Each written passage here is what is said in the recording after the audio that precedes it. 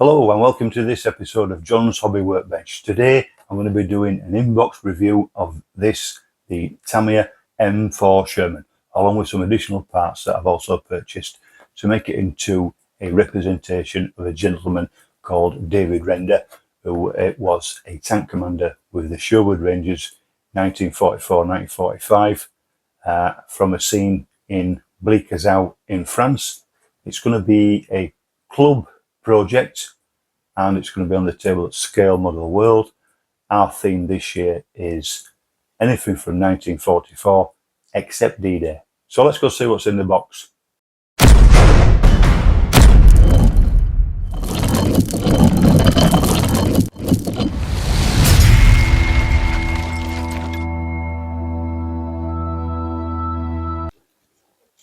The first sprue consists of the suspension parts and the transmission bits and pieces. You've got your bogies, sprockets, transmission end covers, springs, bogie wheels, and also a few spare track links. Your next sprue has got two of your three figures in it. Also, it's got some extra track link that must be welded onto the front. This kit comes with two transmission covers. There's a one-piece one, and then on one of the other sprues there's a three-piece track suspension cover. This sprue's got all the tools on. Got pry bar, large spanner, which I presume must be for tensioning the tracks, sledgehammer, shovel, pickaxe, axe, 50 caliber machine gun, exhaust, one of the hatch covers, barrel loading clamp, and it's also got two very nicely moulded wooden boxes. And there's also, if you can see that, it's got some texture, wood texture on the box itself. You've got two of these sprues, sprue D as this is. So you've got more bogie wheels, your third figure, air filter covers, helmets, rucksacks, ammo pouches. That's a can, oil can that goes on the front, jerry can, another transmission cover.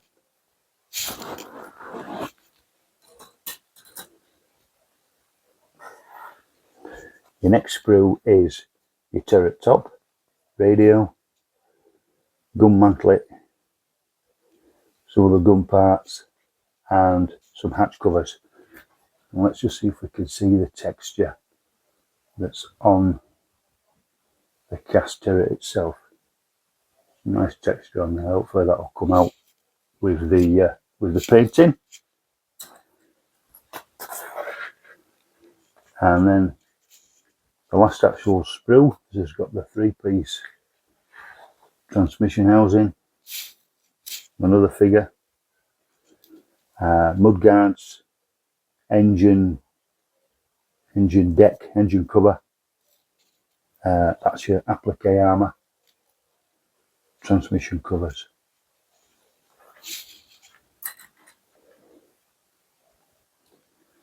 We've got two tracks. They're the typical Tamiya vinyl type.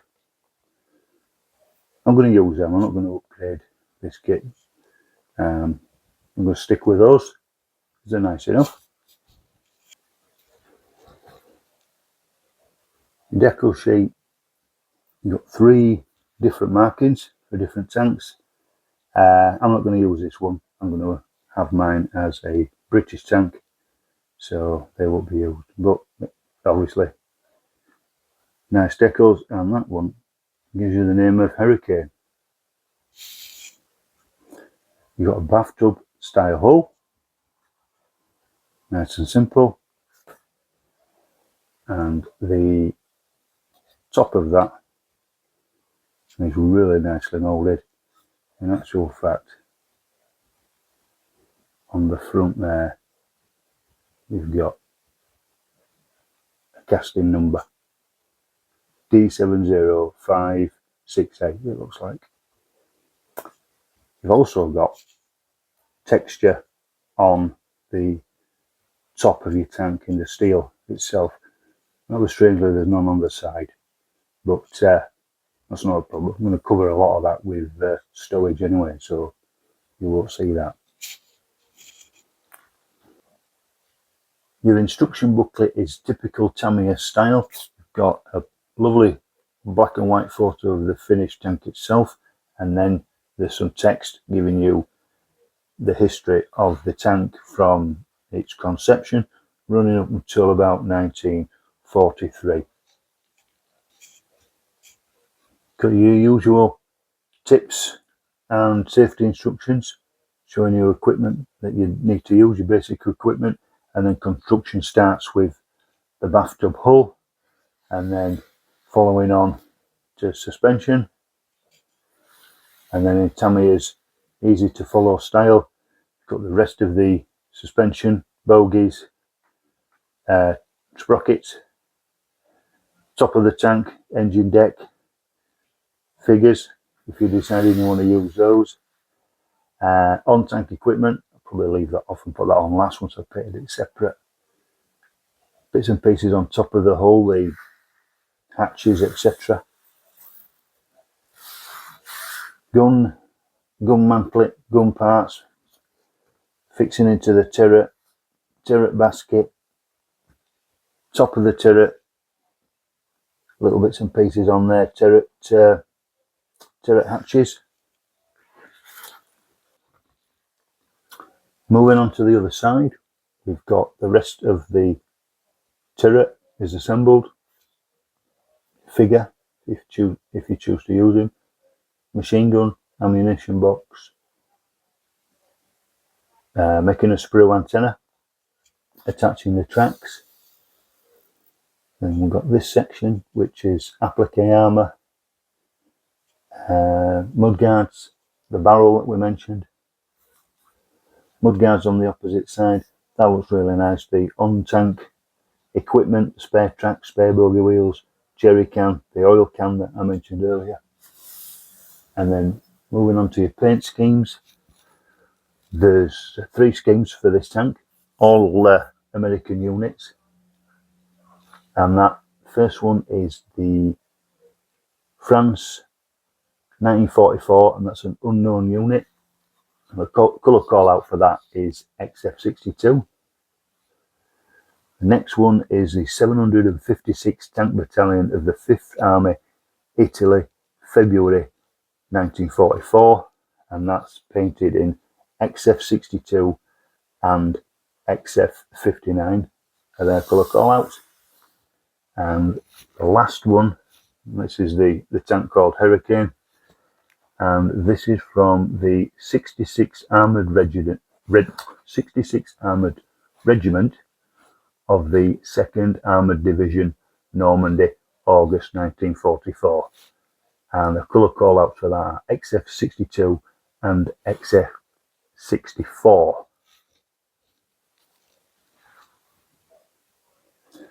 Now, as I said earlier, this kit is going to be a representation of a gentleman called David Render.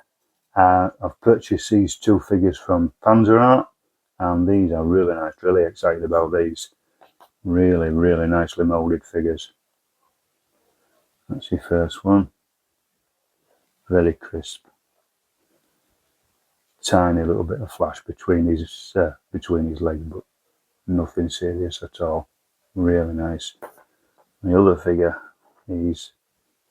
must be standing on a chair, but again, really crisp, beautifully moulded, really nice detail. And each figure comes with 2 heads. So we've got the beret, or also we've got the armoured helmet. And that's the same for both figures. Let's take a quick look at this one. This figure's wearing the headphones. That's the one I'm going to use. This is a close-up of the tank commander's head with the beret, and as you can see, there clearly is a cat badge on it. This is going to stand out nicely with some careful painting or dry brushing. The strap for the headphones on the other head is underneath the armoured helmet, and I think this must have been rather uncomfortable because in all the reference photos I've looked at, the tank commander is nearly always wearing his beret. Now, as we saw, there's a lot of on-tank equipment and storage comes with this kit, but I have purchased this. Really like the look of this. This caught my eye straight away, and on there you've got bedrolls, ammo tins, backpacks, tarpaulin, and that should fit straight on the back of the tank itself. And then for the side you've got more bedrolls, or possibly even maybe that's the tarpaulin or sheeting that they would sleep under, I would imagine.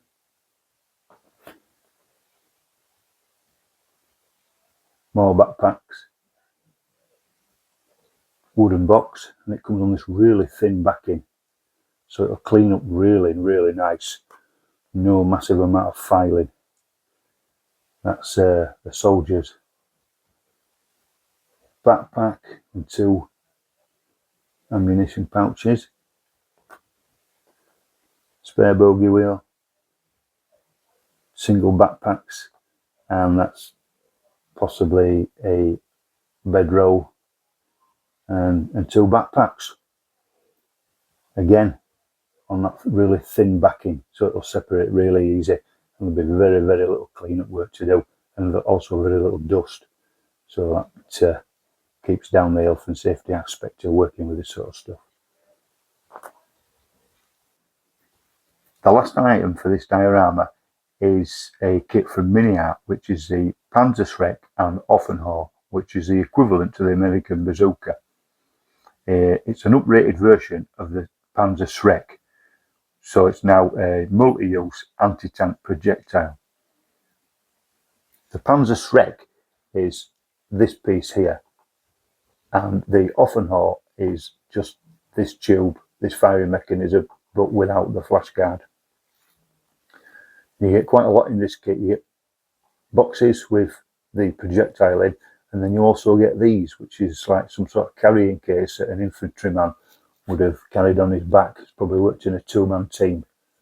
No point carrying this about and then not have any projectiles to put in it. So let's have a look what's in the box. So when you first open the box, it's quite surprising actually how much is inside there. There's 6 of these sprues, which contains the actual Panzerschreck or Offenhor, whichever you're going to build. And then you've got the wooden box. It doesn't appear to have a top, all the boxes look like they're open. That's your flash shield. And then for the backpack stroke carrying case, you've got this item here, and that will go inside it, and then that provides part of the strapping possibly. And then you've got 12 of these sprues, which is solely the projectile.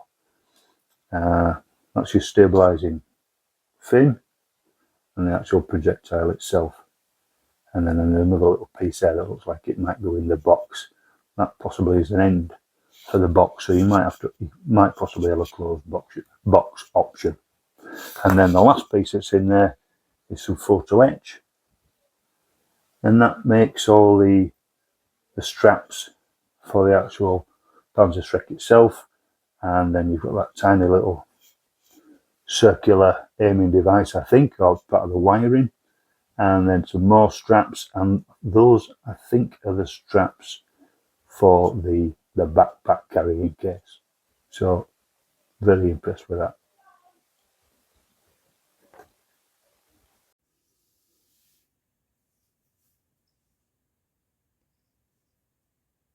And then for the very last bit of this review, we've got the Panzerschreck, the Offenhor, the boxes, as I thought you can make a solid box. Then you've got the backpack and the photo etch straps that you would use, and also a nice touch, you've got these straps for the Offenhor. And the last bit is the colour callouts for Vallejo, Mr. Colour, AK, Mission Models, and Ammo by Mig. Thank you for watching the video this far. I hope you've enjoyed watching it as much as I have making it, and if you're interested to see why I'm using a German anti-tank weapon with a British tank, then please keep tuned in for the build video.